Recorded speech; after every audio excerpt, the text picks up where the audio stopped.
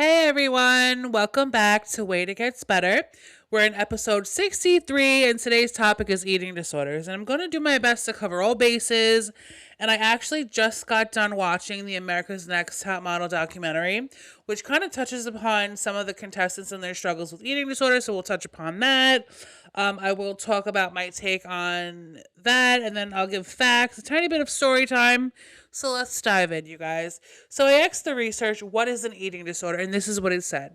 Eating disorders are serious, treatable mental and physical illnesses marked by severe, persistent disturbances in eating behaviors, often driven by intense preoccupation with weight, body shape, and food. They are not lifestyle choices, but dangerous conditions that can affect anyone regardless of age, gender, or body size, and cause significant functional impairment. Key aspects of an eating disorder are behavioral and mental patterns. These include extreme food restriction, binge eating and purging, vomiting or laxatives, and obsessive exercise, psychological disturbances.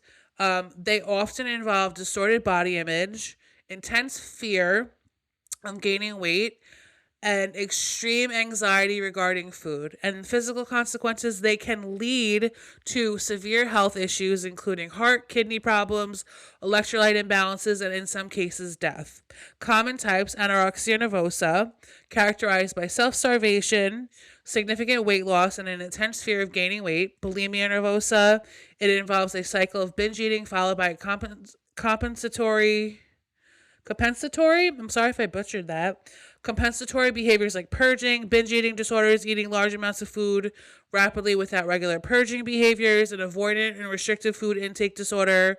ARFID is limiting food intake due to sensory issues, lack of interest, or fear of choking or vomiting rather than body image concerns. The warning signs are dramatic weight changes, loss or gain, obsessive calorie counting, dieting or avoiding specific food groups, secretive eating or frequent bathroom visits after meals, and compulsive rigid exercise routines. And eating disorders are classified as mental disorders and require comprehensive care, including psychological therapy, nutritional counseling, and medical monitoring. Other eating disorders are pica, which is compulsively eating non-food items with no nutritional value, such as dirt, soap, paint, or ice. Rumination disorder involves consistently regurgitating food after eating, which is a rechewed, swallowed, or spit out. Orthorexia. Orthorexia is, while not currently in the DSM-5, this describes an unhealthy, obsessive focus on eating pure or healthy food. And diabulimia, which is an unofficial term for deliberately restricting insulin, often in diabetics, to lose weight. And the signs are physical effects: physical extreme weight fluctuations, dizziness, fainting, dental decay, calluses on knuckles, and digestive issues. Behavioral: secretive eating, frequent bathroom trips after meals, compulsive exercising, and preoccupation with food. And the mental: intense fear of gaining weight, low self-esteem, perfectionism, and mood swings. Causes and treatment: eating disorders are complex, resulting from a combination of genetic, biological, social, and psychological factors. Treatment involves a multidisciplinary approach, including psychotherapy, nutritional counseling, and medical monitoring. So let's break down the eating disorders one by one. So let's give a more detailed look into it, because I did touch upon what the research said about what they are, but let's give a more detailed look. And let's say, so eating disorders, it's going to explain again what eating disorders are. Eating disorders are complex mental health conditions involving unhealthy relationships with food, body image, and control. Below is a comprehensive, organized list of the major eating disorders, which explain clearly and separately. So we're going to break it down one by one.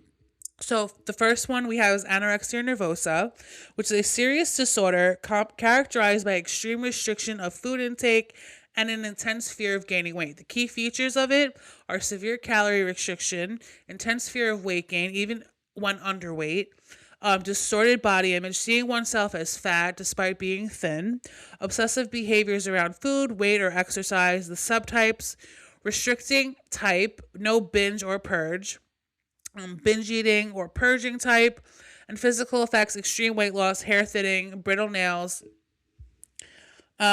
I'm gonna try to pronounce this word: amenorrhea, which is a loss of menstrual cycle, And then we have slow heart rate, low blood pressure, and the risk of organ failure. And we have psychological effects, perfectionism, anxiety and depression, and obsessive thinking. And then we have for number 2, we have bulimia nervosa, a cycle of binge eating followed by compensatory um, behaviors to prevent weight gain. The key features are recurrent binge eating, large amounts of food with loss of control, purging, vomiting, laxative, diuretics, and then we have excessive exercise or fasting after binges, self worth heavily tied to body shape, and physical effects swollen cheeks, salivary glands, tooth enamel erosion from vomiting, acid reflux, stomach issues, electrolyte imbalances can cause heart problems, and the psychological effects are shame and guilt after eating, impulsivity, and mood swings.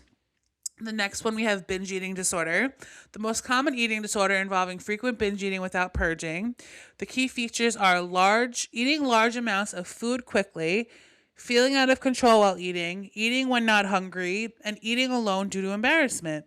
Physical effects, weight gain or obesity, not always, increased risk of diabetes, high blood pressure, and the psychological effects are guilt, shame, distress after binges, and depression and anxiety. For number 4, we have the avoidance.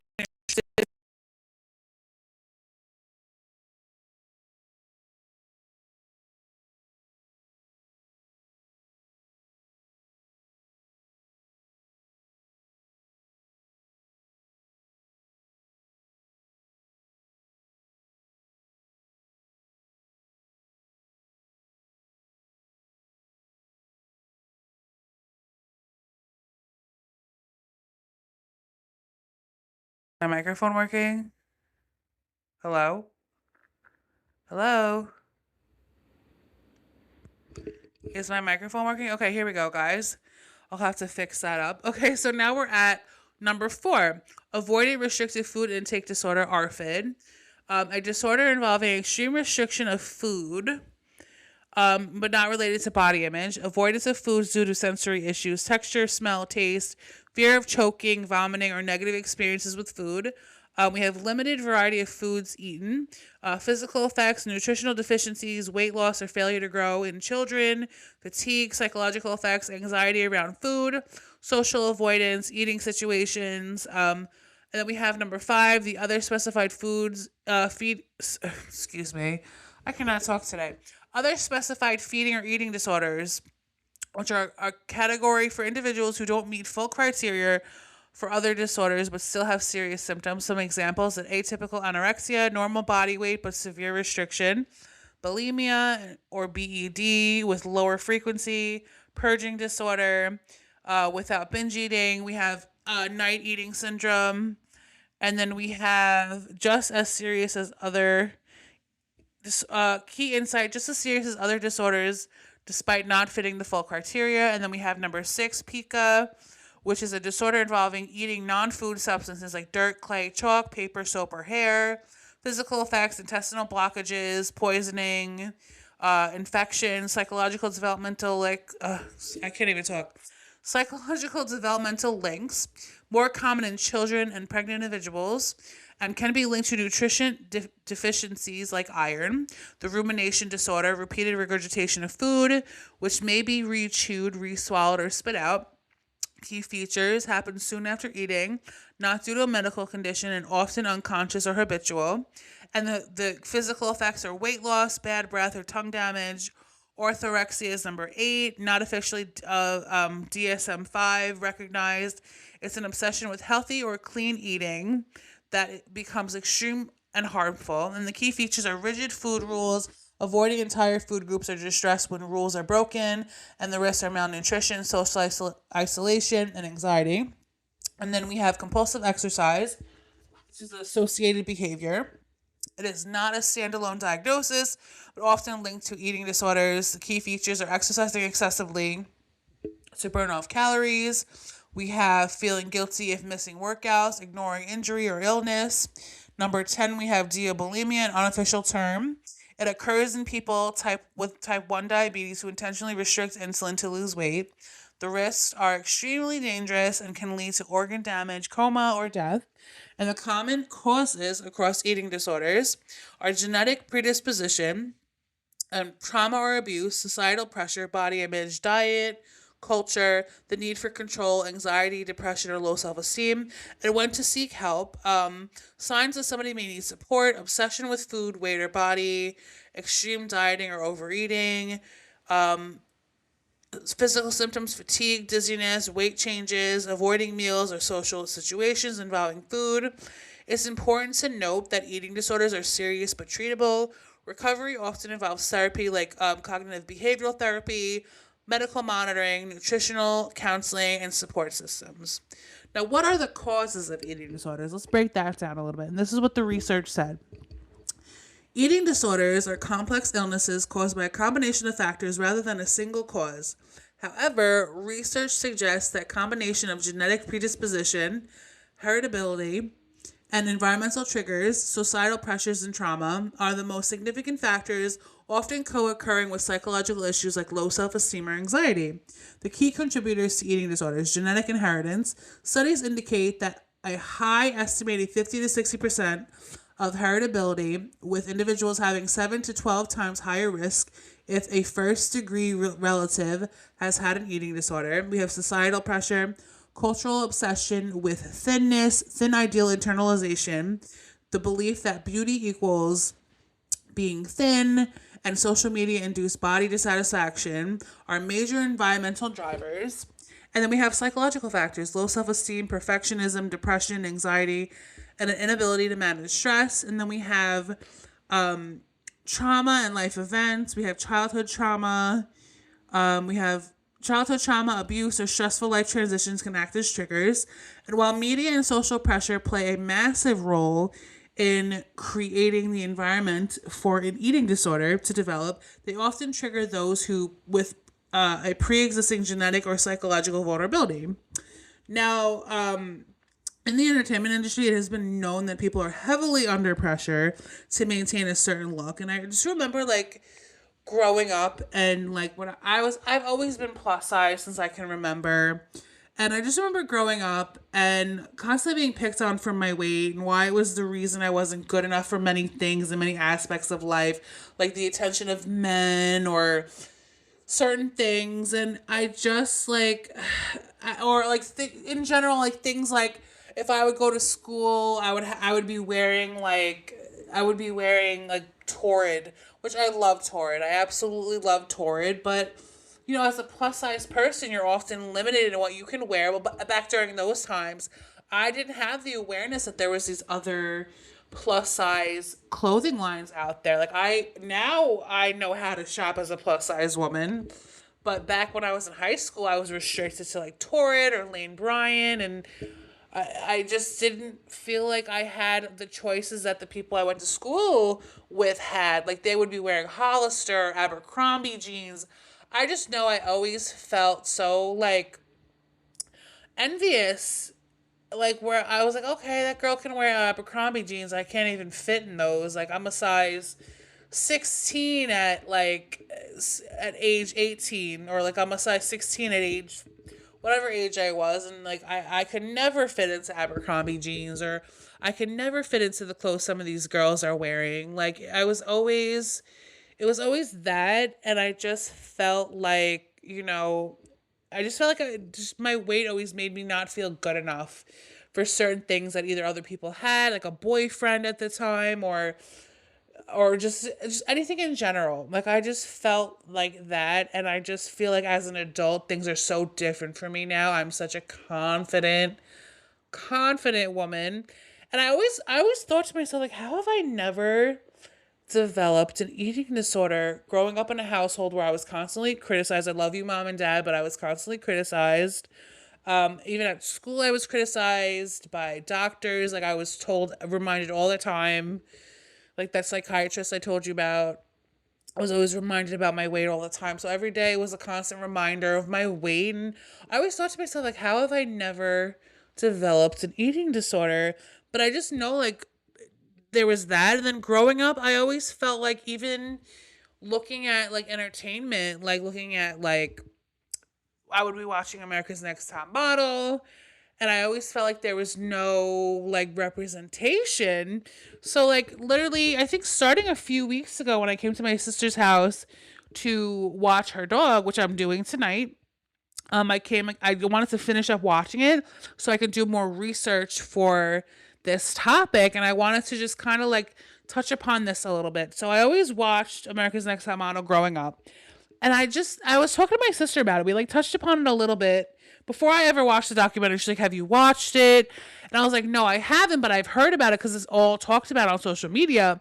And I always felt like growing up, like I was younger, maybe I wasn't paying attention to the show as much, but I never realized until you watch the documentary and you hear people talking about it as adults from things they watched as a kid or younger. It was so toxic. And like the way these girls were spoken to about their looks and how they felt compared to the other girls, and specifically Janice Dickinson, like she would constantly come down on the girls. And it was just or just the other judges in general. Like I just felt like it was horrible. And like watching the documentary, the girls opened up about having eating disorders, and I just know like in the modeling world, it is a very like it's based off your looks. It's a very shallow industry, especially in the beginning, like when supermodeling just started. Like it was a very like the beauty standards were very like different than they are now. Like you have models of all different sizes, shapes, and you know, skin colors and ethnicities, and you have people, you have trans models, you have models of all different shapes, sizes, sexual orientations, so much representation now than there was back then when America's Next Top Model just got started. So just watching it and seeing these girls open up about their eating disorders was just so horrible. Like I felt so bad for them. So let's talk about it. I looked up the research. I'm talking about how I felt about it. Let's talk about what the research said, like kind of gathered about this topic of America's Next Top Model and the toxic environment and how the girls were treated and how it harbored, girls with eating disorders. Let's talk about it. So America's Next Top Model has faced criticism for fostering toxic environment regarding body image and eating disorders, with contestants experiencing anxiety, overweight, intense pressure to remain thin, and stressful environments. Critics and viewers have highlighted scenes involving body shaming and unhealthy pressures. Key concerns and incidents: contestant struggles. Some contestants, such as Anne Child Joseph, I hope I said that correctly. If I didn't, it wasn't on purpose. Cycle 7, she struggled with weight and anxiety related to food and stress. We have weight critiques. Contestants like Kenya Hill, Cycle 4, faced public direct critiques about her weight and eating habits. And the lasting impact: former contestants have reported that comments made about their bodies on the show have stayed with them permanently. And cultural reckoning: the show's problematic scenes, including body shaming, have faced a social media reckoning, with Tyra Banks acknowledging the need for a 2020 lens to review the show's past. The show, which ran from 2003 to 2018, is now recognized as having a mix of positive moments, but also a significant, often harmful focus on extreme body standards. Now let's dive deeper. Besides America's Next Top Model, let's dive deeper into the entertainment industry and the correlation between the entertainment industry and eating disorders. So let's talk about it. The relationship between eating disorders and the entertainment industry is a deep, complex, often harmful, but also slowly changing. Here's a clear, detailed breakdown. So let's talk about it. Pressure to fit unrealistic beauty standards. The entertainment industry, films, music, TV, modeling, and social media, has historically promoted very narrow body ideals. What this looks like: extremely thin bodies for women, lean muscular physiques for men, perfect skin symmetry and proportions. And the impact: people in the industry often feel their career depends on their body. Constant comparison increases risk of restriction, anorexia, binge purge cycles, bulimia, and overexercising. The reality: these standards are often digitally altered, filtered, or medically, surgically maintained, making them unrealistic for most people. The constant surveillance and criticism: celebrities and performers are under 24/7 scrutiny. Sources of pressure: the paparazzi photos, social media comments, tabloid headlines, casting decisions based on appearance. And the impact: body becomes public product. Fear of weight gain can lead to extreme behaviors, and shame and anxiety fueled disordered eating patterns, and casting and career control. Body size can directly affect job opportunities. Examples: actors told to lose or gain weight for roles, models required to meet strict measurements, and dancers and performers weighed and or monitored. And the impact: eating disorders can become normalized or often encouraged. Individuals may feel they must choose between health or career success. In famous cases of public disclosures, many public figures have spoken about their struggles, helping bring awareness. We have Demi Lovato, love her. She openly discussed bulimia, binge eating, and recovery.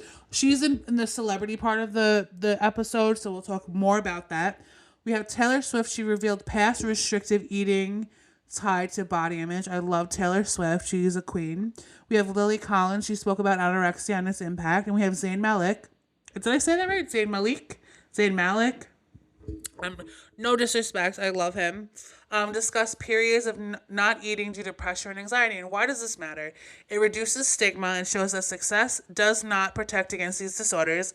And it encourages others to seek help. And we'll dive more into that towards the end. You know I always do that. And social media amplification. Platforms like Instagram and TikTok have intensified the issue. Harmful trends, what I eat in a day videos, body checking content, and diet culture disguised as wellness. An algorithm effect. Repeated exposure to idealized bodies reinforces comparison and dissatisfaction. But also recovery communities exist, and more open conversations about mental health. 100%. And I always say this: social media is a very positive side and has a very negative side. And I always say the community side of certain aspects of life are the positive part of social media. You will find your community on there. 100%. Community of people who are struggling with the same things you are struggling with. 100%. And mental health and identity issues. In the entertainment world, identity is often tied to appearance. Internal struggles: if I don't look a certain way, I lose value. Perfectionism and control. Fear of aging or changing. And the results: eating disorders can become a coping mechanism, a way to regain control in a high-pressure environment. And I cannot talk, you guys. I apologize. The normalization of disordered behavior. Certain harmful behaviors are often disguised as discipline or dedication. Examples: extreme dieting framed as clean eating, over-exercising praised as hard work, skipping meals seen as commitment. This blurs the line between health and harm. And the industry shifts and progress. There has been change in recent years, the research says. Positive developments: body diversity in campaigns and casting, 100%. It has, since I have been younger, it has changed. Anti-Photoshop and transparency movements, mental health advocacy from celebrities. You know and I always talk about him, Christian Siriano. He is one designer. He's a high fashion designer who is very loved by a lot of people in the entertainment industry, because he often has models in his show, not just regular models, like not just the models that fit the beauty standards of just everyday, like modeling is expected for girls to be thin and look a certain way, but he has models who are plus size. He dresses women in the entertainment industry. Like I'll talk about the story of Leslie Jones. I remember there was a time where nobody wanted to dress Leslie Jones, and she's not. I love Leslie Jones. She's hilarious. She's so funny, but she's not like a. She's not a typical like sized celebrity. So people didn't want to dress her, and I just remember she was like complaining about it on like Twitter. And Christian Siriano reached out to her and he dressed her. And ever since then, it's been like love between the two. And I love that. And that's why I always say, as somebody who grew up a plus size girl, now I'm a plus size woman, but I grew up in a time where growing up specifically, where my body image issues happened as a younger person I did study fashion at one point in my life. I just know, like, I just always looked at, like, designers and I was like, oh, there's no, like, representation for people like me. But now I feel like that was the time where before social media was prevalent. And now that social media is prevalent, things are more, like, normalized with, like, plus size women. And I always say I love Christian Siriano for the way that he shows diversity in the sizes of the things that he models on the runway. I love that. And it's more common now, but the one I do know about specifically is Christian Siriano. And I love him for that. And I love him for kind of like breaking the mold in the fashion industry in that aspect, because like for so long you hear so many people talk about how like being skinny is the only way like to fit into designer clothes. Like if you want to wear Chanel, you have to be a certain size. Like if you want to wear this, you have to be a certain size. Like designers won't even think about dressing somebody like Adele when Adele was like more plus size back in the day. Like, or people just don't want to dress certain people, or designers don't want to dress certain people. So I always say my all time, like I have favorite designers 100%. Like I would love to have like a Chanel bag or a Gucci bag or things like that, but like designers in particular for just everything that they stand for 100%. Christian Siriano all the way, because I love his inclusivity. That's the word, inclusivity. I couldn't even think of it for a second. I'm glad I thought of it on my toes, but I just love that, and I love how like he's breaking that mold in the fashion industry. So that definitely is something like which some fashion industries are banning underweight models, more inclusive sizing in brands, 100%. Conversations about authenticity over perfection. I always say I would love to one day create a fashion line that is size inclusive. I will give an example. One of my favorite brands that I'm so happy is size inclusive. I know Savage Fenty, and I always talk about it. I talked about it in my episode about of what was I talking about? I was talking about shopping addiction. How the one thing I will never apologize for my shopping addiction is having like a million Savage Fenty sweatsuits. It is I wear them every day. I love them because as a plus size woman, as I started shopping more and more online, I discovered more and more brands and more websites.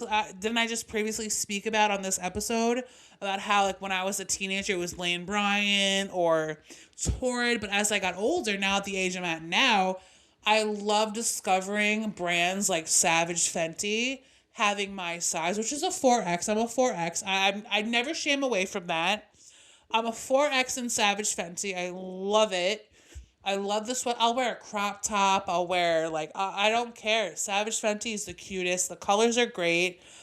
In Torrid, my typical size is a 4X, but from Torrid I go 2 sizes up because I like to just have things looser. And I was always told growing up by my grandma, she's like, it's more flattering when you wear looser things. But like now as I got older, I did take that into account, her advice. But now I'm more confident as an adult. And like I'll wear a cropped sweatsuit from Savage Fenty. Like I'll wear sweats, like a matching set, and like the top will be cropped, and it's just for lounging around the house. But like I'm more confident now.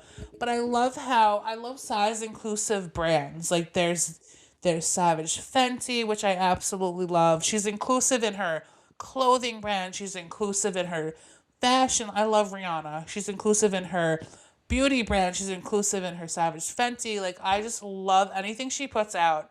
Obsessed. And then there's other brands. I'm trying to think, where else do I shop from? Um, I used to shop at Target. I was very like I love Target. I love it. I love how it's size inclusive, but I'm starting to what's the word? I'm seeing how um things are talked about online, how they with the DEI, and how I'm starting to like pull away from Target a little bit. And I always thought to myself like, "Oh, my only reason why I would shop there is because they have clothes that they have clothes that I can fit in. I'm very limited, but I'm just like I don't need clothes that bad that I have to like ignore things like them getting rid of their DEI. So there's that, but that has nothing to do with what I'm talking about. But I'm talking about like just size inclusive brands in general. I shop at places like Torrid, Lane Bryant from time to time. It depends on what it is. There's Eloquii. there's so many other places to name a few, but I love size inclusive brands. I would love to have my own one day. Specifically, like I like women's wear. I would love to have my own like loungewear line because I love a good loungewear. Thanks to Savage Fenty, I'm like obsessed. Okay, so I know I talked your ear off about that. Like, let's move on. So, why does this matter to everyone? Even if someone isn't in the entertainment industry, its influence reaches globally. Effects on the public, internalized body standards, diet culture, normalization, increased risk of disordered eating, especially in teens. And the key takeaway is the entertainment industry doesn't cause eating disorders alone, but it amplifies risk factors, normalizes harmful behaviors, rewards appearance over well being, and at the time, it also has the power to influence healthier standards, promote recovery, and change the narrative. And so let's dive deeper into social media and the psychology and the behavior behind eating disorders when it comes to social media. So, how do social media algorithms push eating disorder content? Platforms like TikTok and Instagram don't just show content, they learn what keeps your attention. How the algorithm works: you pause on body related videos, it shows more like it. So you like a fitness or diet post, more extreme versions appear. You watch transformation videos, it feeds before and after content. And the dangerous pipeline: healthy eating or fitness content, calorie tracking, weight loss tips, what I eat in a day, often under eating, and body checking and comparison, extreme restriction disguised as discipline. And why is it risky? It normalizes disordered behaviors, makes extreme habits look common or desirable, and it creates a false reality where everyone looks like this. And warning signs in influencers and celebrities: not everything is obvious. Many signs are subtle and normalized. We have influencers obsessive food tracking or rigid routines, frequent body checking or posing mirror angles. Clean eating is taken to extreme. Constant focus on weight, abs, or burning calories, and guilt language around food. I was bad today. Celebrities, rapid weight changes for roles, public comments about needing to stay thin, avoiding eating in interviews or public settings, an overemphasis on discipline or control. Even if it looks put together, it can still be disordered. Behind the scenes, what you don't see: the entertainment industry often hides reality. Common but hidden factors: personal trainers and strict diet plans, nutritionists controlling intake, dehydration before shoots to look leaner, editing, lighting, posing tricks, cosmetic procedures.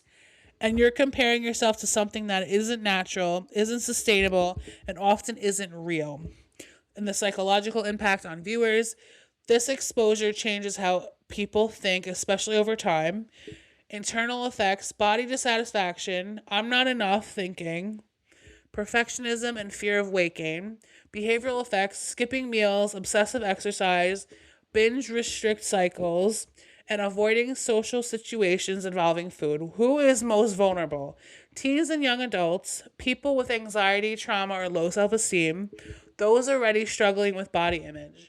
How celebrities speaking out helps and sometimes hurts. Positive impacts: when people like Demi Lovato or Taylor Swift speak out, it reduces shame, encourages recovery conversations, makes people feel less alone. But there's a downside. Sometimes some stories unintentionally include triggering details, before and after recovery narratives that will focus on appearance, and media can sensationalize struggles.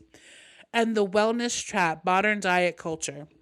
Eating disorders today don't always look obvious. Disguises: I'm just eating clean, I'm focused on health, I'm cutting out processed foods. When it becomes harmful, entire food groups are eliminated unnecessarily. Eating becomes rigid and anxiety driven. Social life revolves around food rules. This is where the orthorexia develop. How to protect yourself mentally: you don't have to completely avoid social media. You can change how you interact with it. Practical steps: unfollow accounts that trigger comparison, follow diverse body types and recovery focused creators, click not interested on harmful content, and limit the time spent scrolling when you feel vulnerable. And mental reframing: remind yourself this is curated, not reality. Separate appearance from worth. Question what you're seeing. Is this sustainable? Is it real? And if you're struggling or wondering if you are, you don't need a diagnosis to deserve help. Signs to take seriously: constant thoughts about food or weight, feeling guilty after eating, avoiding meals or hiding eating habits, mood tied to body image. And what helps? Talking to someone you trust, therapy, especially eating disorder specialist, registered dietitians, and support groups. The bigger picture is the entertainment industry and social media shape beauty standards, influence behavior, profit off insecurity, and they are also starting to shift. More people are calling out unrealistic standards, more representation is emerging, and more honesty is breaking through. The final thought is this isn't about blaming yourself for being affected, it's about understanding the system you're in. And you're being exposed to highly curated bodies, algorithm driven content, and industries built on appearance, and your brain is trying to make sense of it. And are your habits becoming unhealthy? On a self check. Instead of labels, look at patterns and impact. Thought patterns, there's some thought pattern red flags. I'll be happier when I look different. Constant calorie math thinking. Fear of certain foods. Guilt or shame after eating. You know what's I'm gonna take a break from this thing to read a quote that actually this just reminded me of. So I was scrolling social media one day and I saw this quote that I just loved. I absolutely, hold on, let me find it in my phone. And it reminds me of what I just talked about. And hold on, let me find it. Let's have this awkward silence for a second. Okay, this is what it said. And this kind of reminds me of what I just talked about. The quote says, "Sometimes I still want to be in a smaller body, but then I realize what I actually want is what I think a smaller body will give me: to feel safe, to feel loved, to feel accepted, to feel to feel liked by others, to feel validated. And these desires are workable in my current body." 100%. I am loved in the body that I'm in now. Yes, I have to work on myself for my health, 100%. I have back issues. I have other issues that come along with weight, 100%. But a lot of the things that you worry about are workable in your current body. So let's get back to the topic. These are some behavior patterns like skipping meals or saving calories, eating in secret or feeling out of control, over exercising or feeling panic if you miss a workout, avoiding a social event because of your food or body anxiety, emotional signs. Your mood depends on how your body looks that day, anxiety around eating in front of others, and feeling out of control with food, then trying to overreact. Key test: if food, exercise, or your body is taking up a lot of mental space or affecting your life, it's worth paying attention to. The line between discipline and disorder. This is where a lot of people get stuck. Ask yourself, can I be flexible or do I panic if plans change? Do I listen to my body or override hunger or fullness? Is this adding to my life or controlling it? Healthy habits feel supportive, flexible, or sustainable. Disordered habits feel rigid, anxiety driven, all or nothing. And what to do in real life trigger moments. If you feel guilty after eating, instead of saying I messed up, try my body needed energy. One moment doesn't define anything. And action: don't restrict the next meal. That's what creates the binge restrict cycle. And if you hate your body in the moment, instead of spiraling, change the input. Get off mirrors and social media. Shift to function. My body got me through today. An action: wear something comfortable, not punishing. If social media triggers you, hit not interested, close the app immediately, don't scroll through it, and switch to something grounding: music, walking, texting someone. And if you feel out of control while eating, pause, not stop, pause, and ask yourself, am I physically hungry, emotionally overwhelmed, or both? An action, even if it is emotional eating, it's not failure, that it's information. And a daily reset, simple and realistic. Think of this like maintenance, not perfection. Morning for 1 to 2 minutes, ask yourself, what does my body actually need today? Don't ask, how do I control it today? And during the day, eat regularly. Don't wait until you're starving. Check in once. Am I ignoring hunger or fullness? A night reset, no judgment review. Did I restrict? Did I overeat? What triggered it? And then what would support me better tomorrow, and rewiring your thinking. This part definitely matters, is what it says. Your brain has learned patterns. It's not random. Restriction, hunger, overeating, guilt, and restriction again. Breaking the loop starts with eating consistently, removing good versus bad food labels, and reducing punishment behaviors. Affirmations that don't feel fake. These are grounded, not overly positive. For body image, I don't have to love my body to respect it. My body is allowed to change. I am more than something to be looked at. For food, eating is not something I need to earn. One meal doesn't define anything. Restriction will only make this harder. And for control, I don't need to control everything to be okay. Letting go of rules doesn't mean I'm losing control. And if you're struggling quietly, a lot of people don't feel sick enough to get help.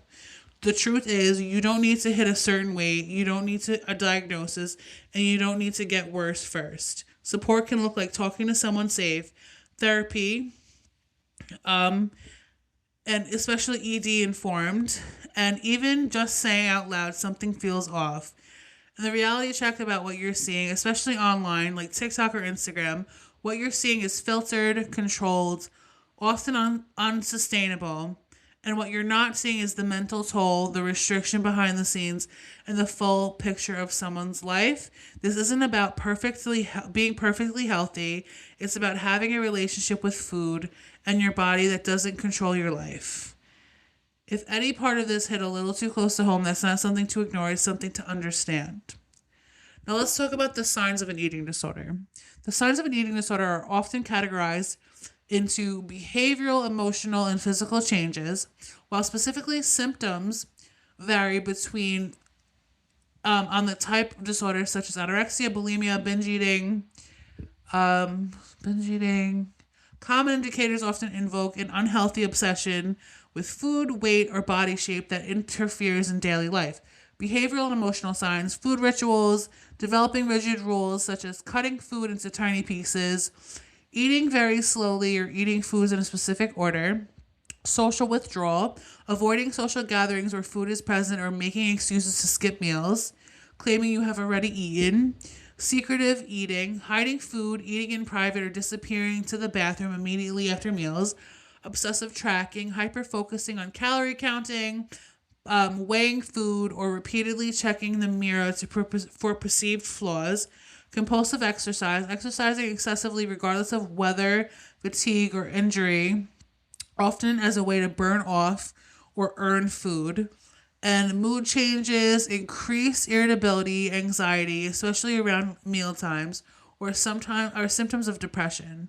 Physical signs are fluctuations in weight, rapid weight loss, significant weight gain, or frequent changes in body weight, gastrointestinal issues, persistent stomach cramps, bloating, acid reflux, or constipation. We have dizziness and fatigue, frequent fainting spells, feeling lightheaded upon standing, or constant lack of energy, sensitivity to cold, frequently feeling cold even in warm environments, or having cold mottled hands and feet, dental and skin issues, worn tooth enamel, or swollen cheeks from purging, dry skin, brittle nails, and thinning hair, menstrual I cannot say this. Menstrual irregular. I cannot. I'm so sorry, guys. Being having irregular menstrual cycles, the loss of a period or irregular cycles in females, and growth of fine downy hair all over the body as the body's attempt to stay warm. And here's where to find support. If you recognize these signs in yourself or someone else, it is important to seek professional help early. Screening, take a confidential screening test from the National Eating Disorders Association. Helplines, contact the National Association of Anorexia Nervosa and Associated Disorders. The number is 1-888-375-7767. And the crisis support. If you are in immediate distress, call or text 988 to reach the Suicide Crisis Lifeline. And here's what the research said about how to treat an eating disorder. Treating eating disorders is not one size fit all. Okay, let me reframe that. Let me say that. The way I just said that. Treating eating disorders isn't one size fits all. It usually involves a combination of medical care, therapy, nutrition, support, and lifestyle changes. The goal isn't to fix eating, but to heal the thought patterns, emotional triggers, and physical effects behind it. Here's a clear, structured breakdown of the main treatment approaches: psychotherapy, talk therapy, core treatment; cognitive behavioral therapy, most widely used and evidence based, focus identifying and changing distorted thoughts about food, weight, and body, breaking cycles like restriction, binge, and guilt, and helps with anorexia, bulimia, and binge eating disorders. Family based therapy, especially for teens and young people. The focus is parents help take an active role in restoring eating patterns, gradually gives control back to the individual. The dialectal behavior therapy, emotional regulation, coping with distress about using food behaviors, best for people who binge, eat, or purge due to intense emotions. Acceptance and commitment therapy focus, accepting thoughts instead of fighting them and acting based on values, not fear. Nutritional counseling, usually done with a registered dietitian trained in eating disorders. Goals: normalize eating patterns, regular meals or snacks, rebuild trust with hunger and fullness cues, remove good versus bad food thinking, what it looks like, structured meal plans at first, gradual exposure to feared foods, education on how the body actually uses food. And then we have medical monitoring. Eating disorders can affect the heart, hormones, and organs, so medical care is important. It may include regular weight and vital checks, blood tests, electrolytes, organ function, monitoring heart rate and blood pressure. When it's critical, severe weight loss, fainting and dizziness, and heart irregular. I can't say this word. I always say this as an educated woman. Some words I know what it is, but the way I say it, sometimes I can't say it. Heart irregularities. Okay, I said it. There we go. And the medication when needed. There is no single cure pill, but medications can help with underlying symptoms. Common uses: antidepressants for depression or anxiety, medication to reduce binge eating urges, and examples: fluoxetine is FDA approved for bulimia, and levels of care based on severity. Treatment can happen at different intensities: outpatient therapy and dietitian visits, living at home, intensive outpatient, partial hospitalization, several hours of treatment per day, structured meals and therapy, residential and inpatient 24/7 care for medical or psychological stabilization, building healthy coping skills. Eating disorders can often act as coping mechanism, replacement skills, journaling instead of restricting, calling someone instead of binging, grounding techniques for anxiety, and create outlets like art, music, movement, and behavioral changes that support recovery. Eating consistently, not skipping meals, reducing body checking, mirrors weighing, wearing comfortable clothes, limiting triggering social media, and creating routine and structures and support systems. Recovery is harder alone. Helpful supports: friends or family, support groups in person or online, and recovery communities. And addressing the root cause. Treatment often explores deeper issues like trauma, control and perfectionism, low self-worth, anxiety or depression, and what recovery actually looks like. It's important to know that it's not linear. There are ups and downs. Slips don't mean failure, and it takes time to rewire both brain and body. Signs of progress: less obsession with food, more flexibility, improved mood and energy, and ability to eat without intense guilt. Treatment isn't about forcing yourself to eat normally. It's about getting your life back from something that has been controlling it, and you deserve support at any stage, not just when things feel bad enough. Now, as a bigger woman, you could imagine how every single day of my life I'm reminded how big I am and my eating habits are no good. Since I can remember, I've been told about myself and my weight every single day of my life. Even looking at myself in the mirror, I know it. I'm self-aware. I've reclaimed my power with that. I don't let it affect me when other people say it. That's how I reclaimed my power. I become so self-aware that I'm like, okay, like whatever you're going to say to me, I'm already aware of it. So it's not going to hurt me. So yeah, that's like a way of reclaiming my power. I'm aware of my weight, so that definitely takes away anybody else's like aimed way of like hurting me with that. And I just feel like society has developed better representation over time, and it doesn't erase the damage of like the words people have said to people in the past or things that people say every day. And society kind of just still, like, there may be better representation in that aspect, but I feel like society still has a way to bring people of a fuller size down. I know I've been in environments where the men have treated me horribly because of how I looked, or just people talking about people's body image or things like that. Like, it's just, it's horrible. Beauty standards, like, since I can remember, have been horrible. Like, they've gotten better 100%, but there are still people out there who, they will make it obvious that you're not their type and they'll put you down because of it. I've been in environments with friends where, they have been like, oh, she's disgusting, she's this, she's that. Like, it's just, I've heard it all. I'm self aware, like, but I don't feel like, I'll say, like, literally, was it like a week or two ago? I got a hate comment on like Instagram, and it didn't bother me at all. Like, I was very unbothered by it. It was talking about my looks and my weight and my whatever. It was talking about that, but I didn't let it bother me because I'm somebody who is so sure of myself. Like, yes, I'm a bigger woman, but I'm loved. I'm enough. I I'm so sure of myself and what I bring to the table. I get told I'm pretty all the time. Like, you may think differently, but everyone has an opinion. I don't always look perfect. I'm not like 24/7. Like, I use filters on my pictures. Like, but that somebody bringing that out on social media, it doesn't bother me. And I know, like, on social media specifically, like, people really go in on people, and that's why I'm like, I would love to make my Facebook like more, have a more public Facebook, and be like a creator on Facebook and have it more public, open to people like to see my stuff. But the thing is, like, I read comments, like, I follow a lot of people on Facebook, or I look at different creators on Facebook, and I see the comments that people have. It is just so horrible. There is this family that I follow. They're a Disney loving family, the Livin family. I hope I said that correctly.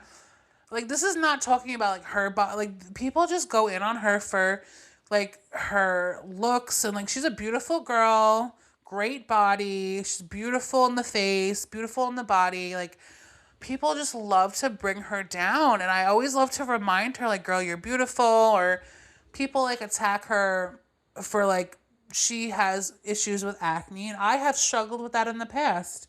So I feel her on that. Like, I know her pain on that. And people just love to talk about it to her. And it's horrible. But my point with mentioning this is that, like, people in society, like, love to bring other people down due to beauty standards. And this person will bring it up on social media. They'll comment on somebody's looks. Like, for example, another person I follow, um, it is this couple that she's a plus size woman, and her husband is like this buff, like he's like this buff, good looking man. She's beautiful as well, but because she's plus size, people love to assume that he's cheating on her, or they'll comment on her, what does he see in you? Or this one woman, I remember seeing this comment. She was like, oh, like, why her? Like, I'm still single, but this girl's got a man. Like, it's like ridiculous, the beauty standards and how it causes people on social media to comment about people and their looks, and how, like, oh, it's unfair that this girl, like, I think their names are Alicia and Scotty, but I don't know their last names.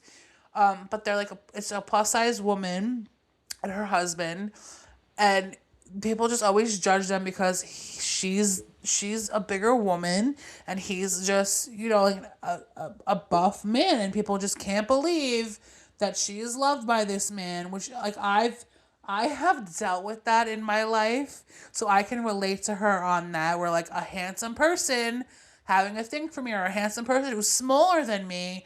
What does he see in her? Why her, not me? Like, why does a plus size woman get love and I don't?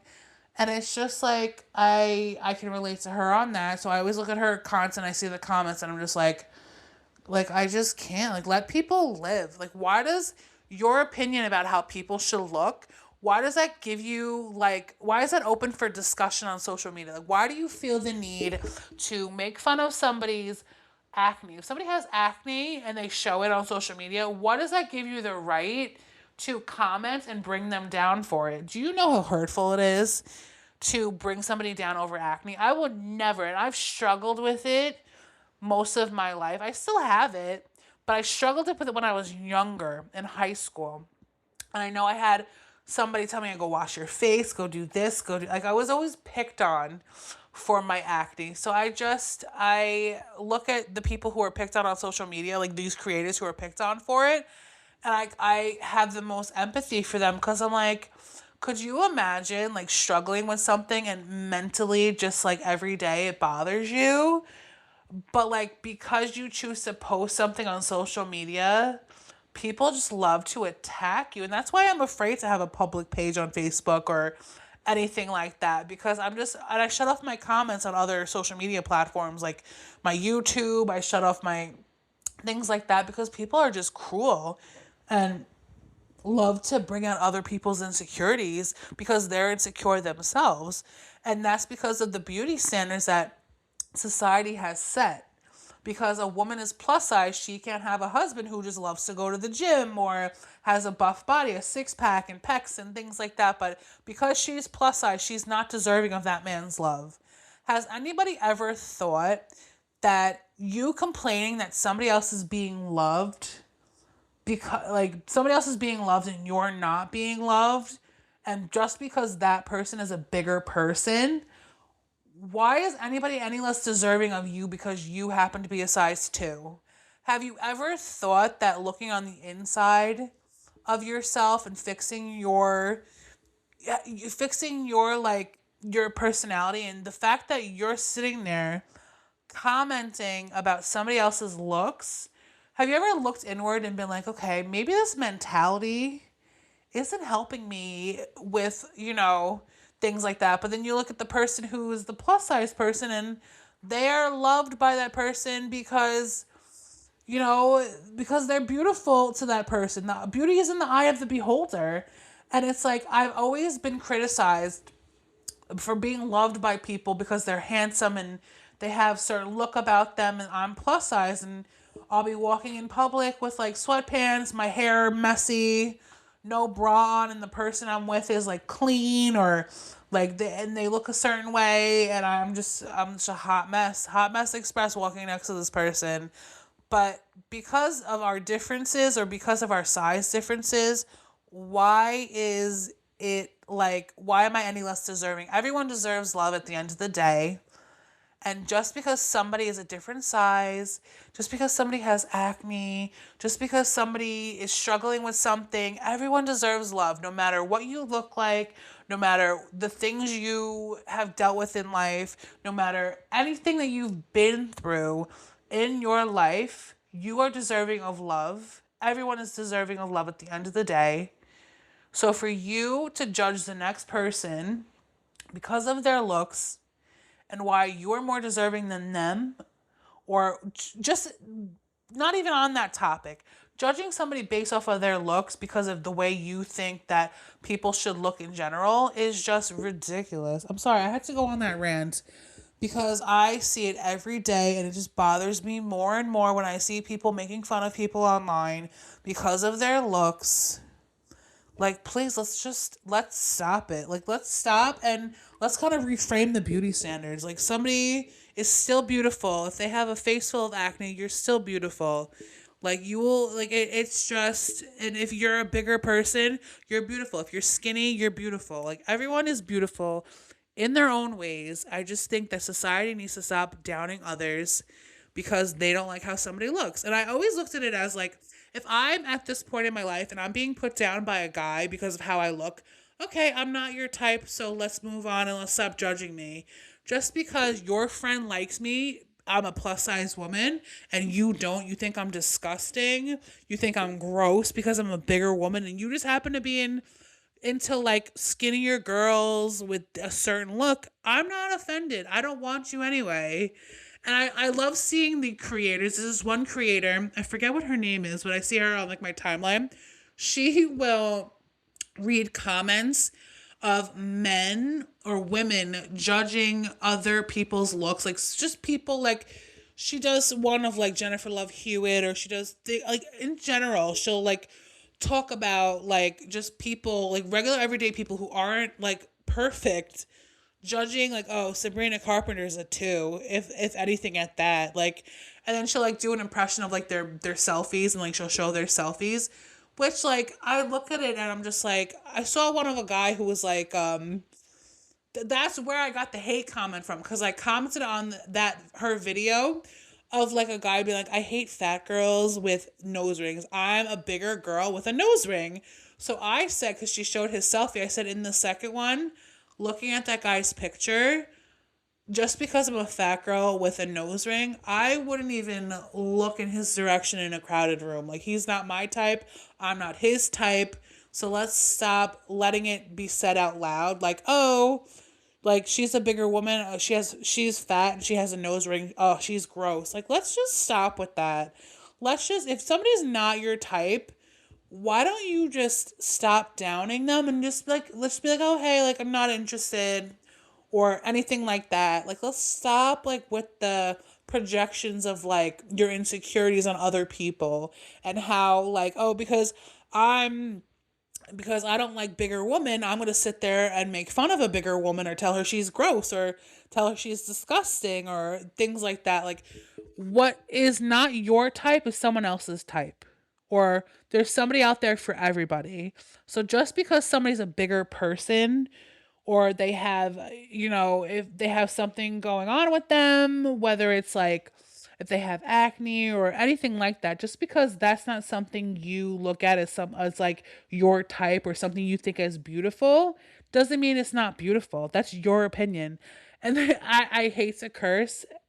Opinions are like assholes. Everyone has them. And just because your opinion about somebody having acne or somebody being bigger, that's your opinion. Keep it to yourself. You don't need to project that into in the comment section of Instagram or Facebook or TikTok. Like, leave people alone and let them live their lives and stay miserable elsewhere. But let's dive. I'm sorry. I had to give that little rant. I'm sorry. I went off, but let's get back to the topic. So it kind of reminds me with the societal like beauty standards and things of like, do you ever see the Barbie movie where America Ferrera, I think she played a character named Gloria, she gave a speech when I'm talking about beauty standards when it comes to weight. She said you have to be thin but not too thin, and you can never say you want to be thin. You just have to say you want to be healthy, but also you have to be thin. So let's dive into beauty standards. Let's get on that topic. I'm sorry for that whole rant, but let's talk about beauty standards. How do beauty standards shape you growing up? So me growing up, I'm going to talk about me specifically. Beauty standards, like I said, I always felt like I wasn't good enough. I always felt like, I just always felt like certain things didn't come my way because of my weight, like love or things like that. But as an adult, that has changed for me. And I love quotes like, my worth isn't determined by my size, or like I'm enough, or like things like that. And I had a sweatshirt that I made for It Gets Better that was like, my worth isn't determined by my size, which is true, because it's like so many people think because of beauty standards in society and what society has normalized over time, people don't feel worthy of things that, everyone deserves because of society. And society can be very toxic in that way. Things that were normalized back in the day have changed and evolved over time. But I just feel like this is all in my words right now. I just feel like, self-worth shouldn't be determined by looks at all. Not at all. Because if everybody in this world was blind and we just heard people use their words or just felt people's personalities, like, how would that even we wouldn't even know. Like, where I'm going with this is just saying, like, if people just felt people's personalities and didn't see their bodies or their looks, I feel like they would just look at things a lot differently. But because realistically, people have eyes and they have brains that are wired to think what society has told them is deemed as normal, they tend to judge other people, and people just tend to live their lives thinking that just because, like, in high school you didn't get a boyfriend because people just constantly downed you for your weight, it's kind of something of, like, along the lines of, like, you live your life thinking that, like, oh, I didn't have a boyfriend in high school, like, I'm not lovable. But it's like, I always look back at things like that. I didn't have a boyfriend in high school. I did have a guy that I was, like, obsessed with, whatever, and, like, back in, like, 12th grade, he told me he loved me. And, like, but at first, he was the one I told you was embarrassed of me back in 8th grade, but back in, like, 12th grade, it just, whatever, things just didn't work out with us. But I always felt like through the years in high school and middle school, I always felt like I wasn't good enough because of my weight. And then I just felt like I'm kind of glad that I wasn't, like, I didn't have a boyfriend through those years, because, like, I look at people now and how, like, they've, like, grown into the people they are now. I'm like, okay, I think I've dodged many bullets there with, like, the guys I had crushes on. Like, the guys I had crushes on that I wasn't good enough for. Like, I think I dodged a bullet plenty of times, and I just feel like the the way, like, things have panned out for me now, I think I look back on that and I'm like, okay, like, I wasn't good enough for people then, but I'm sure as hell great enough now. And I didn't need that, you know, I didn't need that validation back then, because now I have it in many different ways. And I just feel like, I don't know. So that's how it shaped me growing up. I feel like growing up, I wasn't good enough, but now I am somebody who built a brand on reminding people they are good enough. And I just want you to know, like, this is coming from my words. I'm going to a lot of rants today, because when it comes to beauty standards, I have lived a life of constantly feeling not good enough. And I love that I have built something where it's kind of like taking back that power, and like because I struggled in the past with self-worth, I feel like I want to be the person who helps remind people, like, you are good enough, like, you are worthy of the things that you deserve. And just because you look a certain way doesn't mean you aren't good enough. So I'm sorry, I keep going on these rants, but it's just really, I'm really passionate about this. But let's how did beauty standards shape you growing up? When you're young, you are not born hating your body. You learn it 100%. Early influences, family comments, you look so skinny, or watch what you eat, 100%. I love my dad, but I was constantly judged growing up. I was put on diets when I was young. Like, I love you, mom and dad. I know you were trying to help, and I know you were just looking out for me. But I felt that growing up. Peers comparing bodies at school, 100%. And I did bring this up, how I felt like, oh, I was always wearing, like, plus size clothing, and I looked at girls wearing, like, Abercrombie jeans or, like, Hollister shirts, and I just always felt so left out of that. Media showing one ideal body type, 100%.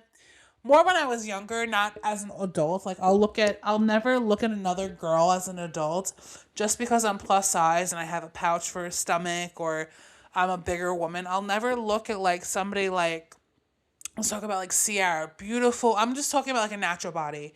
Ciara, beautiful woman, beautiful body, but I'll never look at her and be like, oh my God, like, be jealous in any way. Like, she's beautiful, like, because she's just a beautiful woman, great body, but, like, I don't have a great body, but I'll never let it cause me to look at the next person with envy, because as, like, a human, once you're somebody who has, like, felt all the things that you didn't feel when you were younger because of your weight, but you feel them now, like, you feel loved, you're loved by people. And you feel you are validated in the ways that you never felt validated growing up. I feel like as the point that I'm at now, I will never look at the next person and feel envious. Like people just assume, like I remember being with a group of guys as friends and they brought in girls into our group and they always just assumed that like, oh, because they're pretty girls, you look at them and you're jealous, right? And I'm like, back then I was like, why do you just assume that? Like, no. Like I'm like, no. Like why would you assume that? And that was when I was in like my early 20s, but like now I'm in my 30s. I'm 34. I feel better in that aspect, but it wasn't like bad or anything, but I'll never look at the next person and be like, I want what she has. And like it's crazy. So what happens internally? You start linking your appearance to value. 100%. And I just talked about that. I just went on a whole rant about that. You learn that being liked or accepted is tied to how you look. And I just gave you that quote. How I'm gonna read that quote again. Let's talk about that quote. The quote says, sometimes I still want to be in a smaller body, but then I realize what I actually want is what I think a smaller body will give me: to feel safe, to feel loved, to feel accepted, to feel liked by others, to feel validated. And those are current desires that are workable in my current body. 100%. I love that. So, and then you feel, what is it? Social media. My phone just totally scrolled. Oh, hold on, guys. I'm so sorry. I came back to my phone, the part that I was reading, and it just scrolled. Okay, here we go. Okay, so you learn that being liked or accepted is tied to how you look. Your body becomes something to monitor instead of to live in. The media and celebrity influence. Growing up, a lot of people are exposed to very specific body ideals through celebrities like Britney Spears, Paris Hilton, Lindsay Lohan. That was the holy trinity when I was growing up. I love them still to this day. And then the message back then is extremely thin equals desirable. Visible ribs or flat stomach equals goals, or diet culture is normal. Even if no one said it directly, kids absorbed it. 100%. Social media made it personal. Platforms like Instagram and TikTok took it further. The shift: before you compared yourself to celebrities, now you compare yourself to people your age constantly. Why this hits harder? It feels more real and attainable. You see bodies all day, every day. Validation equals likes, comments, and attention.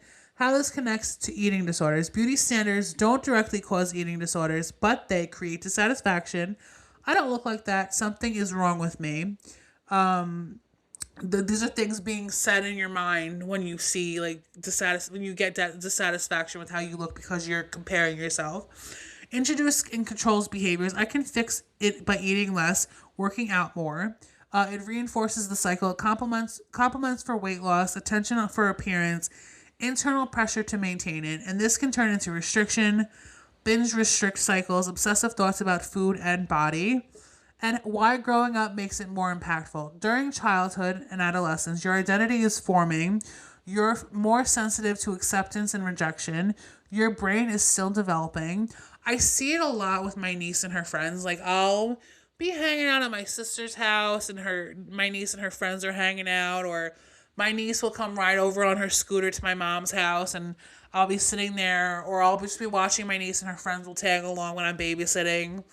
And I just listen to their conversations and I love to just give them advice about like different things with life and based off of my experience. And I want my niece to know, and her friends.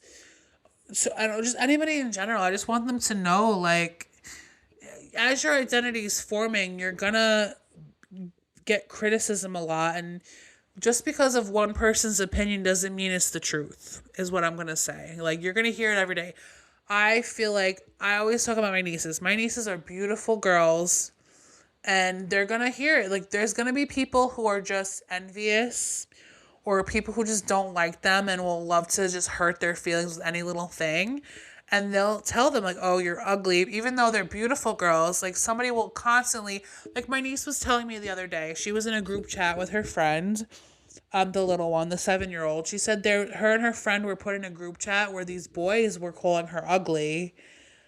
And I just had to remind her, I'm like, girl, you're beautiful. Like, you are so beautiful. Don't listen to them. Horrible. Like, kids are terrible. But like these are the things that happen as your identity is forming, as you're more sensitive to acceptance or rejection, and your brain is still developing. So I just love like when my nieces call me, like the little one will call me and the older one will call me, and I'm like, "Hey, beautiful. Hey, pretty." Like I always make sure I remind them how beautiful they are because I know they're living in a time or they're at the ages where people will constantly bring them down regardless of the truth of the matter being that they're beautiful. So 100%. So when beauty standards come in, they can become core beliefs, not just by passing thoughts. Examples: I'm only worthy if I'm thin, gaining weight equals failure, and my body defines me. A subtle message that's sick. It's not always obvious. Sometimes it's compliments that prioritize looks over anything else. Adults dieting constantly, good versus bad, food being labeled, jokes about weight or bodies, and these small things can build a lifetime mindset.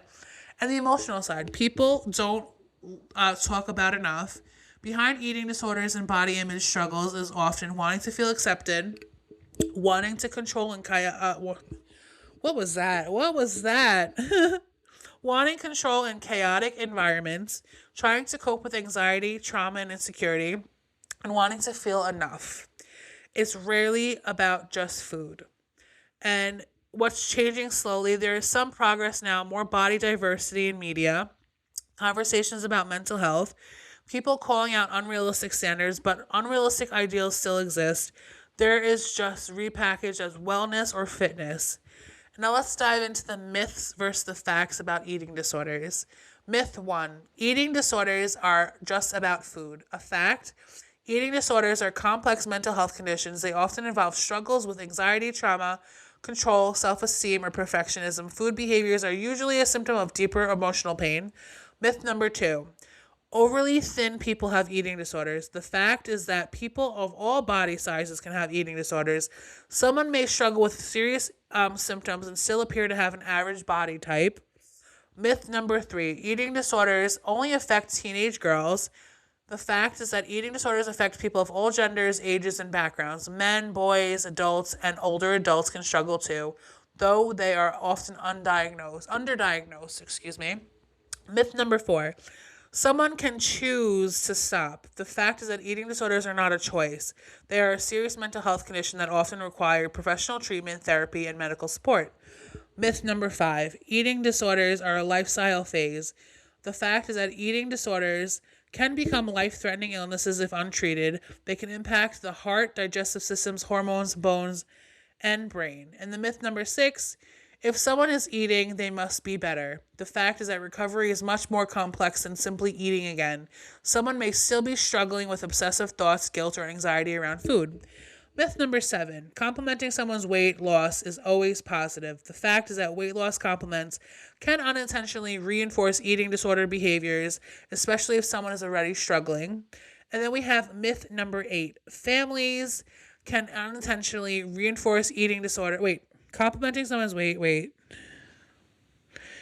Whoa, I just had a brain fart. Myth number 8: families can cause eating disorders. Fact is that families do not cause eating disorders. These conditions are influenced by a combination of genetics, psychological factors, and environmental pressure. Myth number 9: eating disorders aren't that serious. The fact is that eating disorders now have excuse me, what am I talking about? Eating disorders have one of the highest mortality rates of any mental health condition. Early treatment and support can be life-saving. And myth number 10: recovery is impossible. The fact is that recovery is absolutely possible with therapy, support, and treatment. Many people go on their oh my god. I am like, oh my god, let's start that over. Myth number 10: recovery is impossible. The fact is that recovery is possible with therapy, support, and treatment.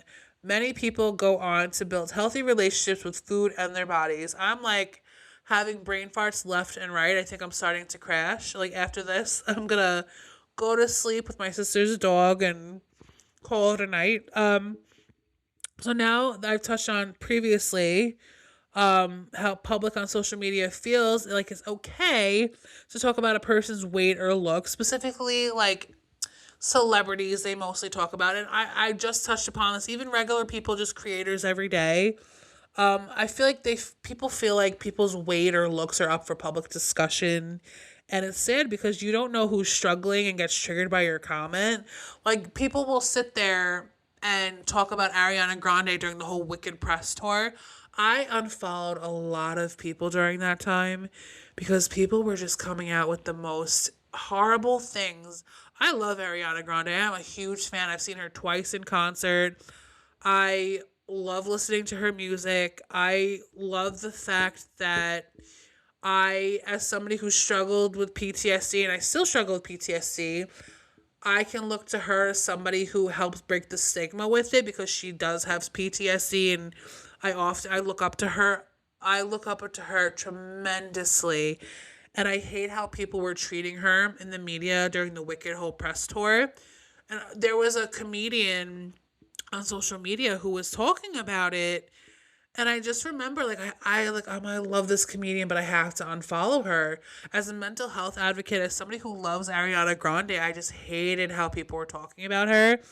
And I look at the bigger picture because as a mental health advocate, I learned that, on social media, especially working in like mental health with social media, I do know that, if you're going to sit there and say on the comment section that, like, she needs to eat a cheeseburger or just, like, talking about a celebrity's weight gain, I think you need to know that social media is a many to many platform, and I learned this in social media and I can't even the sociology of social media classes that I have taken. You learn that social media is a many to many type of platform. So the things I post, many people can see it, and it's a many to many platform. So, like, if, say, somebody were to comment, like, Ariana Grande, she needs to eat a cheeseburger, or, oh my God, like, she's so skinny, she looks sick. But, like, do you know that what you're saying about her in a comment section, somebody in that can see that is struggling with an eating disorder. I'm not saying Ariana Grande is. She definitely isn't. But, your comment about Ariana Grande or Selena Gomez, or like your comment about just anyone in general for that matter, it could be like an everyday creator or just anybody in general. Your comments can be seen by the next person, and that person, you believe it or not, you don't even know it. That person can be struggling with an eating disorder, and because you've deemed that celebrity or that person's looks are up for discussion, you feel like you commenting what you commented is, oh my God, it's so funny. She needs to eat a cheeseburger. She's gross. Like things like that.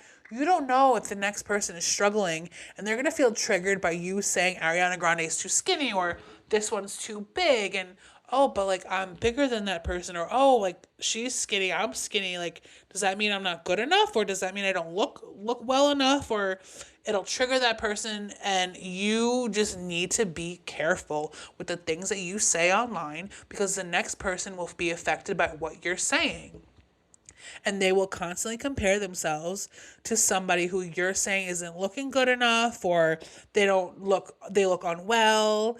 And like because you're saying that, it's going to affect the next person. Like, say you're a mother or a father or an aunt or an uncle or a grandma or a grandpa, and your grandchild or somebody you love can see your comment. They damn sure, if they are struggling with an eating disorder and they see what you're saying, that leaves less room for them to get the help that they need, because the person close to them that they love feels like, oh, like Ariana Grande's skinny, like she's not well looking, like this and that. Like they're going to see that comment and feel like, oh, so they judge people for the way they look, or they judge somebody saying that they have an eating disorder. Like how am I going to say I have one if that's how they feel about people who look a certain way, or they act a certain way, or like you need to be careful with what you say. So like just talking about people in general is like not okay. So like I really I just sometimes, like, as a mental health advocate, I look, and especially one that works with social media, I look at people a certain, like, I look at comments and things that people do that I follow.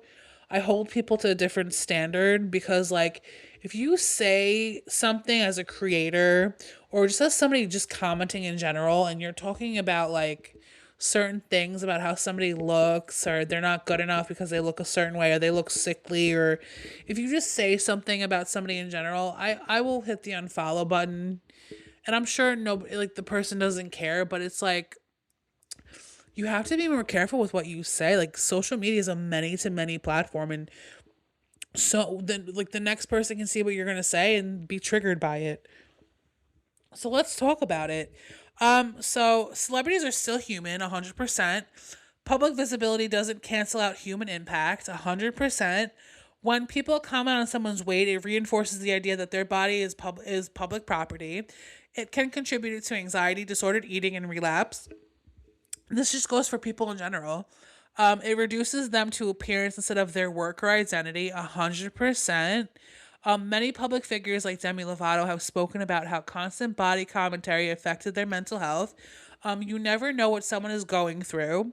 Weight changes can be tied to eating disorders, chronic illness, medication side effects, stress, grief, or trauma. The problem comments like they look much better now or they've gained weight can unintentionally reinforce harmful behaviors, shame natural body changes, or trigger deeper struggles. It shapes cultural norms more than you think. Every comment contributes to a bigger message. When people constantly talk about celebrity bodies, it normalizes judging others based on appearance. It teaches younger audiences that weight equals value. And it keeps unrealistic beauty standards alive, especially amplified on platforms like TikTok or Instagram. And it creates a ripple effect on everyone watching. And I just talked about this. Even if the comment isn't about you, it still affects you. Someone sees she looked better before she gained weight. Their brain will translate it to, if I gain weight, I'll be judged too. And this can lead to body comparison, restriction on or dieting, and lower self-esteem. And positive comments, like, this is the positive is in quotes with this, what the research said, can still be harmful. There is where people get caught off guard. Comments like they look amazing now, like that's a very backhanded compliment, or oh, so much thinner. They can reward unhealthy weight loss and reinforce the idea that thinner equals better, and trigger somebody who lost weight due to an illness or disordered eating. And you're reacting to a curated image. What you see of celebrities is often edited, filtered, strategically styled, temporarily altered for roles or events, and so you're judging something that isn't the full picture and often isn't sustainable or real, and it shifts the focus away from what actually matters. When weight becomes a headline, talent gets overlooked, achievements get minimized, and people are reduced to their bodies. And where to draw the line? Simple rule. Ask yourself, would I say this to someone I care about? 100%. You saying Ariana Grande needs to eat a cheeseburger, would you say that to your child, your sister, your mother, your aunt, like literally? And would I want this said about me publicly? 100%. Put yourself in that person's shoes. Put yourself in that person's shoes. The answer is no, because it doesn't belong online. 100%. And what to say instead of better alternatives? Instead of body comments, focus on work. Their performance was incredible. Style, I love their outfit. Energy, they seem really confident lately. And this keeps the conversation human and not harmful. And it isn't about being overly sensitive, it's about understanding the impact, because what seems like a quick comment is a harmless opinion can actually reinforce eating disorders, body image struggles, and a culture that ties appearance. Now, here is how I'm going really long today. I'm at an hour and 26 minutes. No, is that 28 or 26? I'm blind. 26 minutes. But listen if you want. I'm talking about the things that I want to talk about. This is my podcast. You can listen, you can tune out, but I'm doing this because I care and because I love the people that listen. And I want the next person to hear this and get help from it. So, here's how to support a loved one with an eating disorder. We're almost done, guys. So, but listen if you this really is helping you. Supporting someone with an eating disorder can be challenging, but compassionate support can make a huge difference in their recovery. Eating disorders often involve deep emotional struggles and conditions like anorexia nervosa, bulimia nervosa, and binge eating disorder, which require understanding, patience, and often professional help. Here are the practical supportive ways to help someone who is struggling. Approach them with compassion, start the conversation from a place of care rather than judgment. Helpful phrases: I care about you, but I'm worried about you. You don't have to go through this alone. I'm here to listen whenever you want to talk. Avoid commenting on their weight or appearance, blaming or shaming them, or saying just eat more, just stop. Eating disorders are mental health conditions, not simple choices. Educate yourself. Understanding eating disorders helps you respond with empathy instead of frustration. Learning about conditions like anorexia nervosa, bulimia nervosa, and binge eating disorders can help you recognize behaviors, triggers, and emotional struggles involved. Listen more than you speak. Often, people with eating disorders feel misunderstood. Try to let them share their feelings without interrupting. Validate their emotions that sound really hard and avoid trying to immediately fix the problem. Sometimes being heard is the most powerful support, 100%. And be supportive around food. Meals can be extremely stressful for someone with an eating disorder. Helpful things you can do: offer to eat together in a relaxed environment, avoid commenting on what or how much they eat, keep conversations neutral and supportive during meals, and your presence can make meals feel less isolating, and avoid triggering comments. Even well-intended comments often reinforce disordered thoughts. Avoid statements like, you look healthier now, you're so thin, or I wish I had your discipline. Instead, focus on their personality, strengths, and character, and encourage professional help. Eating disorders often require treatment from professionals such as therapists, dietitians, and doctors. You may say, would you like to oh my God, what am I talking about? Sorry, I got distracted. My sister's dog was like moving around in his bed, and I was like, okay, so what you might say: would you be open to talking to a therapist? I can help you find support if you want. I'd go with you to an appointment if that helps. Recovery often includes therapy, medical care, and nutritional support. And be patient with recovery. Recovery is rarely linear. There may be progress, setbacks, and difficult days. Support them by celebrating small victories, remaining patient during setbacks, and reminding them that they deserve healing. Consistency and compassion matter. Take care of yourself. Supporting someone with an eating disorder can be emotionally draining. Make sure you set healthy boundaries, seek support for yourself if needed, and remember that you cannot fix the disorder alone. Helping someone works best when you are supported too. Things not to say to somebody with an eating disorder: even well-meaning comments unintentionally reinforce disordered thinking. Avoid saying, you don't look like you have an eating disorder. Why can't you just eat normally? You look so healthy now. I wish I had your self-control. Just eat more. You're too thin. You've gained weight. Or you've gained weight. These statements can increase shame, guilt, or pressure. And what you can say instead: supportive alternatives like, I care about you and I'm worried about you. You don't have to go through this alone. I'm here to listen. Your health and happiness matter to me. Would you like help finding support? And focus on care, concern, and support, not food or weight. And how to start the conversation: talk about eating disorders can feel intimidating. Here's a gentle way to approach it. Choose the right time. There's a time and a place for everything. Pick a calm, private moment when neither of you are stressed or rushed. Speak from concern. Use I statements instead of accusations. Example: I've noticed you seem really stressed around food lately, and I care about you. I just wanted to check in and see how you're doing. Listen without judgment. Let them talk. Avoid interrupting or trying to immediately fix the situation. Encourage professional help. You might say, you deserve support. If you ever want help finding a therapist or a doctor, I'd be happy to help. And be patient. They may seem not open up right away. That's okay. Showing consistent care matters. And a reminder for supporters: supporting someone with an eating disorder can be emotionally heavy. Remember that you cannot fix the disorder yourself. Professional treatment is often necessary. Your role is support, encouragement, and compassion. Even small acts like checking in, sharing meals, or listening without judgment can make someone feel less alone. Now let's give you the resources. We're at the resource portion of it. Here are some trusted real-world eating disorder resources. Now, if you need immediate help or crisis help, text or call 988, the Suicide Crisis Lifeline, 24/7. You can text HOME to 741-741, which connects you to a trained crisis counselor. Call 911 if you're in immediate medical danger. These are judgment-free immediate support options. Some eating disordered specific hotlines. The Eating Disorder Association, National Eating Disorder Association.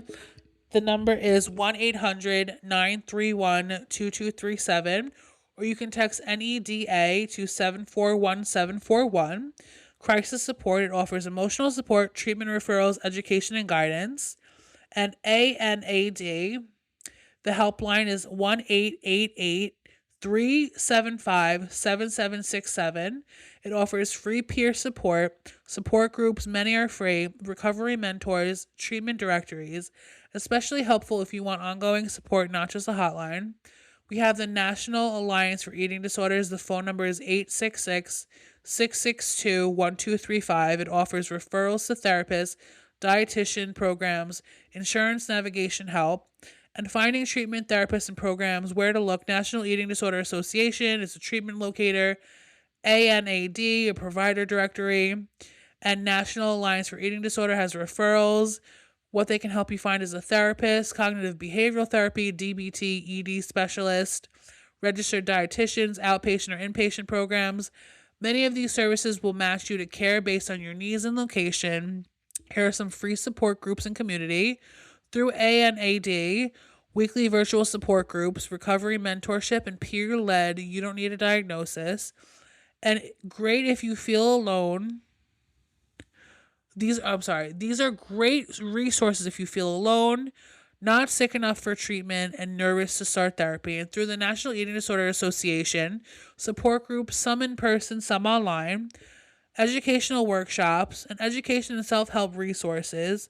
National Eating Disorder Association, the Resource Center, offers warning signs, recovery tools, body image support, and free low-cost options. And ANAD offers recovery guides, coping tools, self-care, and journaling resources. These resources can help you with, if you're questioning your relationship with food, struggling with body image, binging, restricting, or purging, supporting someone else, and not sure if it's serious enough. They'll meet you where you are, not where you think you should be. If you're unsure about reaching out, a lot of people hesitate because they think it's not that bad yet. I should handle this myself, or someone else needs help more than I do. But these resources exist exactly for what the in-between stage 2. So, let's talk about the warning signs of people with eating disorders. Now, this is going overnight. I literally said I would drop it before the end of the night, but it's about to be midnight, and this is about to be at 2 hours. But I'm not done. I'm not done yet, and I'll just explain to people, like, I really went on for 2 hours with what I had to say. Many people assume eating disorders are obvious, but some of the most common signs are subtle. Warning signs that people often miss. Sudden interest in healthy eating. Someone may suddenly become extremely focused on clean eating or strict diets. The signs include cutting out many food groups, obsessively reading food labels, anxiety about ingredients, rigid food rules. While eating healthy can be positive, extreme restriction can sometimes mask disordered eating. Avoiding meals with others. Some might claim they already ate, say they're not hungry, make excuses to skip family meals, and prefer eating alone. This can be a way of hiding eating behaviors or avoid feeling judged. Mood changes around food. Look for irritability before meals, anxiety about restaurants, stress during holidays or social events involving food. Food situations may trigger fear, guilt, or panic. And excessive food exercise. Exercise may shift from healthy to compulsive. Possible signs: feeling guilty if they miss a workout, exercising even if they're injured or sick, exercising specifically to burn off food, and constant body checking.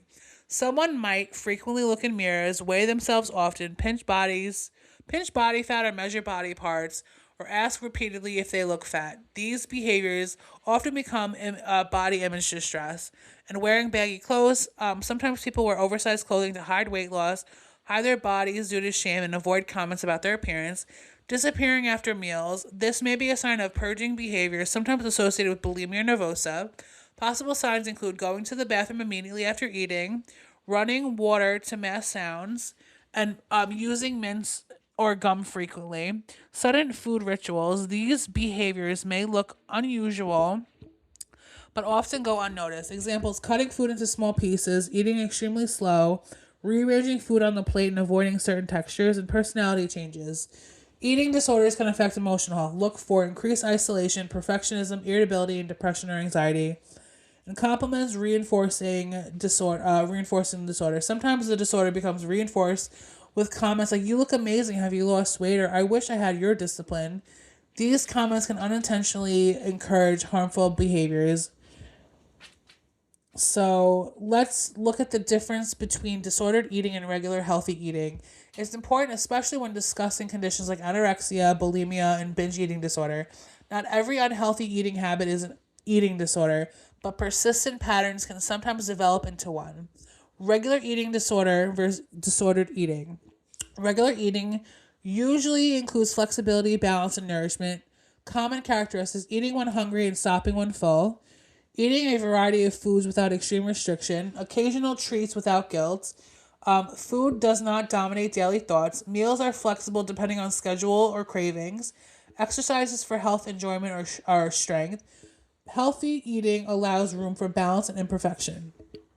Disordered eating. Disordered eating refers to unhealthy patterns around food, body image, or weight that may or may not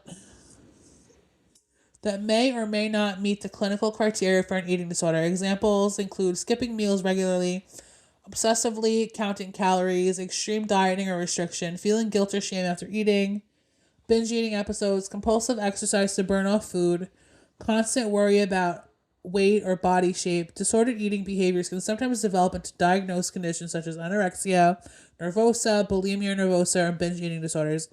Important reminder: someone can struggle with disordered eating even if they don't have a diagnosed eating disorder. The emotional distress around food and body image can often be the biggest indicator. Early awareness and support can prevent behaviors from progressing into more serious conditions. So let's dive into the celebrity portion. Many celebrities have openly shared their struggles with eating disorders. When talked about responsibly, their stories can help reduce stigma, show how common these issues are, and highlight recovery. So we have Demi Lovato, love her, struggled with bulimia, binge eating, and restriction. She entered treatment multiple times, very vocal about recovery and body acceptance. We have Taylor Swift, the Queen, revealed struggles with restrictive eating triggered by media criticism about her body, spoke openly in her documentary, Miss Americana. We have Lady Gaga, my queen, has spoken about bulimia and anorexia starting in her teens, connects it to trauma and industry pressure. We have Zayn Malik. He shared that he would go days without eating during stressful periods, linked to pressure and lack of control in his career. We have Lily Collins. She experienced anorexia and bulimia. She starred in To the Bone, drawing from personal experience. We have Kesha. She sought treatment for an eating disorder and opened up about the industry pressure and self-worth. We have Angelina Jolie. She has discussed struggles with food and weight during difficult periods in her life. We have Cara Delevingne. She spoke about unhealthy relationships with food and body image, highlighted pressure within modeling. We have Gigi Hadid.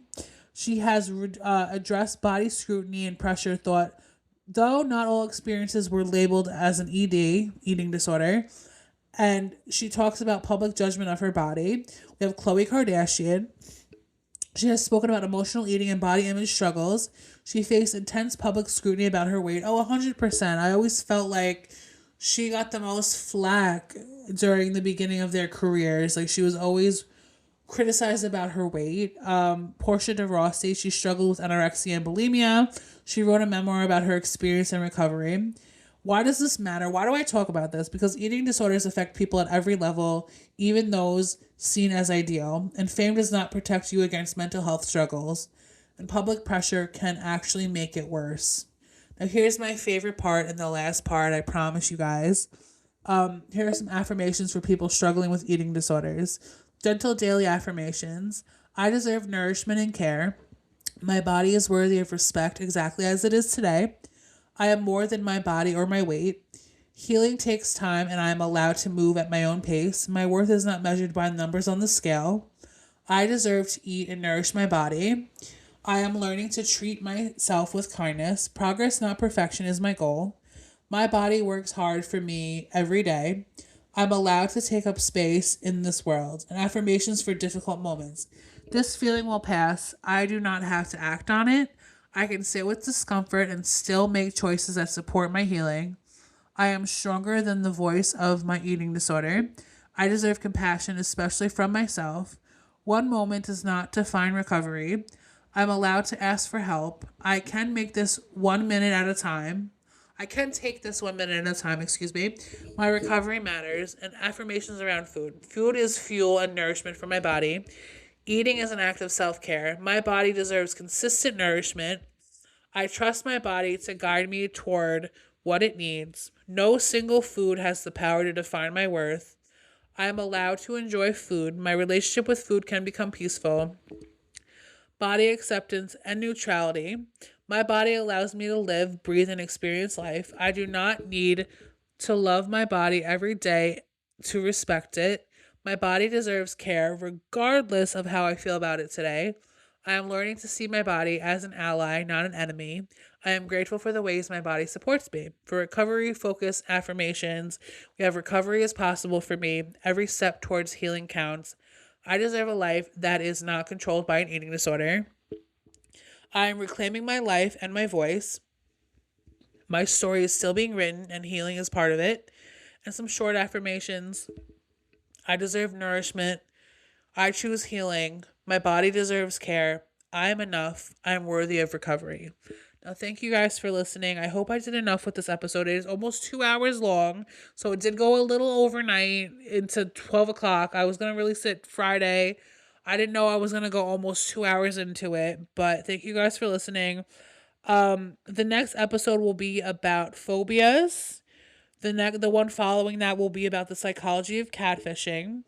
The one after that will cover Down syndrome, and the one after that will be about cooking, baking, and how therapeutic it is.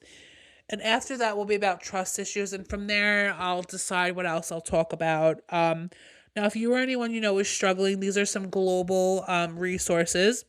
If someone is struggling, the Global Suicide Prevention Resources, international directories, you can find help in almost any country. The International Association for Suicide Prevention, it maintains a worldwide directory of crisis centers and helplines. They have Befrienders Worldwide, a network with hundreds of emotional support centers in dozens of countries offering phone, email, and chat support. You can find a helpline, an online tool that connects people to crisis lines in many countries and languages. These directories are helpful because they allow people to search by country and find local crisis support quickly. Now that I talked about the global preventions, let's talk about the ones that I normally put at the end of my episodes. You can text HOME to 741-741, the crisis text line, for a free confidential conversation with a trained counselor at any time of day. You can text or call 988 or use the chat function at the 988lifeline.org. 988 continues to offer support to anyone who needs it. And the number for 988 is 1-866-488-7386. You can text START to 678-678. Or you can connect online at the trvr.org/get-help. It's the LGBTQ support. And you can find crisis resources at the jedfoundation.org/crisis. The new lifeline for the LGBTQIA plus given by Canada due to it being taken away for whatever reason. The number is 1-877-330-6366. You can call the NAMI helpline at 800-950-6264. You can text NAMI, which is NAMI, to 62640. You can go on the Find Help tool at twloha.com/find-help. You can peer support groups at twloha.com/peer support. The mental health toolkit is at mentalhealthtoolkit.co. And the crisis text line, you can text TWLOHA to 741-741. So thank you guys for listening. I'll see you next time. Remember, this too shall pass. I love you guys. Please stay well. Enjoy the rest of your weekends. Bye-bye.